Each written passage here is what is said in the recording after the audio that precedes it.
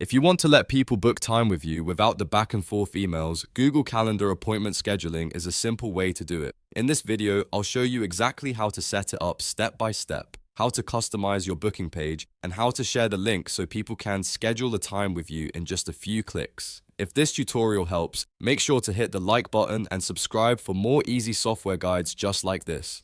Alright, let's jump in. First, open Google Calendar on your computer. It's easiest to do this on a desktop browser since the appointment scheduling feature is designed for the full calendar view. Once Google Calendar is open, look for the Create button.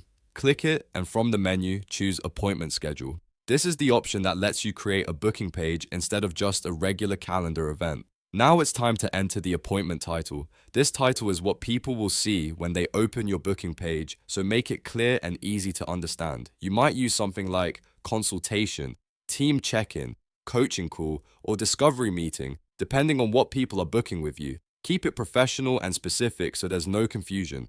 Next, set the appointment duration. This tells Google Calendar how long each booking should last. For example, you can choose 15 minutes, 30 minutes, 45 minutes, or even longer if needed. Pick a duration that matches the type of meeting you want to offer. If your meetings are usually short and focused, a shorter slot works well. If you need more time for detailed discussions, choose a longer duration. After that, select the dates and times when you're available. This is one of the most important parts because it controls when people can actually book you. You can choose specific days of the week and set time windows for each day. For example, you might allow bookings only on weekdays from 9 a.m. to 12 p.m. and again from 2 p.m. to 5 p.m. This gives you control over your schedule and helps prevent unwanted time blocks. Once your availability is set, choose the meeting method. Google Calendar gives you a few options here, such as Google Meet, phone, or in person. If you want a virtual meeting, Google Meet is usually the easiest option because it can automatically generate a meeting link. If you prefer phone calls, you can choose that instead.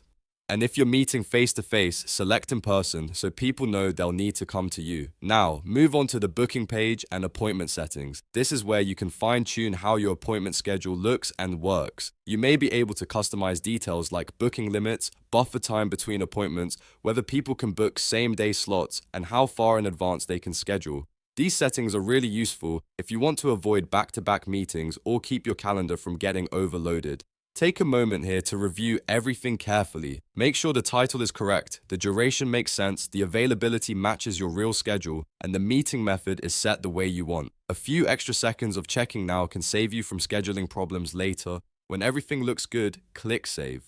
Google Calendar will create your appointment schedule and generate a booking page for it. This is the page other people will use to see your available times and request a meeting with you. To get that link, click Share and then choose Copy Link.